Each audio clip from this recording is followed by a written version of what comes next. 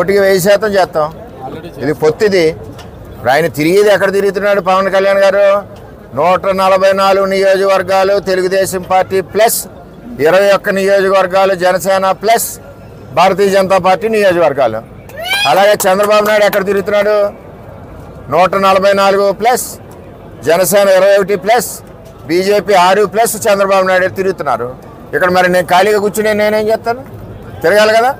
మొత్తం ఆయన ఉన్నా కూడా ఆయన ఒకవైపు తిరుగుతుంటే నేను ఇంకోవైపు తిరుగుతుంటాం. టైం వేస్ట్ చేయం మేము ప్రజల్లో. ఆయన రాకపోయినా మేము తిరుగుతుంటాం. ఆయన మెసేజ్ ఏదైతే ఇచ్చారో, ఒక పాంప్లెట్ ఏదైతే రిలీజ్ చేశారో దాన్ని ప్రజల్లో తీసుకెళ్ళి మేము డోర్ టు డోర్ వెళ్తాం. ఆల్రెడీ డోర్ టు డోర్ చేసాం. ప్రజలందరూ కూడా మేము తిరగడం వల్ల మరి తెలుగుదేశం పార్టీ జనసేన కలిసి పనిచేస్తున్నారని ఒక ఆలోచనకి ప్రజలు వచ్చారు కాబట్టి ఆ భారీ మెజార్టీతో వైసీపీని ఇక్కడి నుంచి పరిగెట్టించడం ఖాయం. అది వాస్తవమే. వాళ్ళు కొత్త టెక్నాలజీ పెట్టారు. ముందు డీమోగా ఒక వెహికల్ పంపుతున్నారు, అందులో చెత్త పెట్టి ఆ వెహికల్ వెనకాల పోలీసు వాళ్ళని ఎలక్షన్స్ కార్డు పడుతున్నారు. దాని తర్వాత డబ్బులు మొన్న వచ్చినాయి కదా, పిఠాపురం డబ్బులు వచ్చినాయి, తుని డబ్బులు వచ్చినాయి. ఆ డ్రైవరే చెప్పాడు. రాజా గారంటే ఎవరు? తుల్ల రాజా గారంటే ఎవరండి? వైసీపీలో ఒక రాజా కూడా ఉన్నారు కదా, మహారాజా. ఆయనకి వెళ్ళింది. ఈ టైంలో ఖర్చు పెట్టడానికి డబ్బు ఎక్కడి నుంచి వచ్చేస్తే పిఠాపురాన్ని నువ్వు ఖర్చు పెట్టి విధానం చూస్తుంటే డబ్బులు ఎక్కడ వచ్చినాయో అర్థమవుతుంది.